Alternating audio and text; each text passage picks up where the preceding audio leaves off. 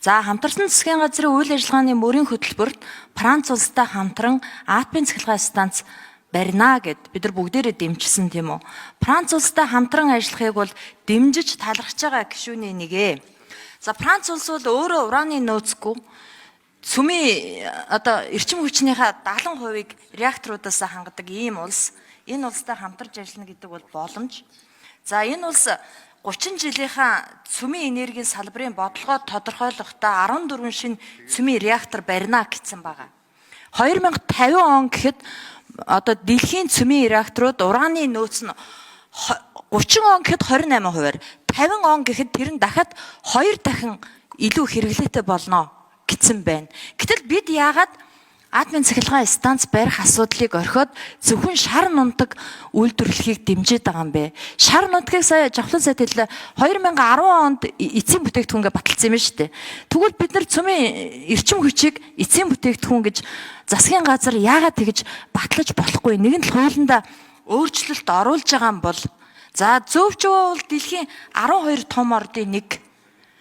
Эндээс бол бид атомын цахилгаан станцыг байгуулж яагаад болохгүй юм? Яагаад Монгол улс би ажлын хэсгийнхнаас асуухаар 15-аас 20 жил болно гэж төгшөөгд ах шиг байх юм. Бид нар чи ямар 20 жил болоод мөхөх гэж байгаа улс үндэстэн биш дээ.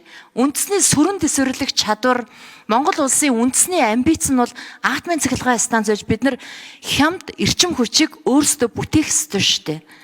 Яагаад энийг хойшлуулад байгаа? Энэ мөнх баясгалан гишүүний ярьж байгаа энэ атомын цахилгаан станц барих асуудлыг бол хуулиар зохицуулах заавал шаардлага бол байхгүй. Засгийн газрын үйл ажиллагааны хөтөлбөрт бол бид ураны төслийг урагшлуулна. Цаашдаа энэ хөрөнгө оруулалтын гэрээ хийн. Дээрээс нь атомын цахилгаан станц барих асуудлыг судална. Шийдвэрлэнэ л гэдэг ийм л зорилтыг дэвшүүлсэн. Тэгэхээр цаашдаа ч гэсэн нэгэнт хөгжлийнхоо үйл ажиллагааны хөтөлбөртөө энэ зорилтыг дэвшүүлсэн учраас энэ хөгжлийн бодлогын баримтчгүүдээр тодорхойлоод хэрэгжүүлээд явах асуудал бол нээлттэй. Тэгэхээр цөмийн энергийн хуульд энэ асуудал нээлттэй цөмийн энергийг зөвхөн энхийн зорилгоор л ашиглах талаар ингээд тусгагдсан. Тэгэхээр мэдээж өнөөдөр энэ цөмийн энергийн хууль батлагдаад явж гинэ гэдэг бол бид том алхам хийж гинэ л гэсэн үг. Тэгэхээр бол нэг цаашдаа бол нэг 10-аас 15 жилд мэдээж хөрөнгө оруулалтыг татах ажлууд хийгдэнэ.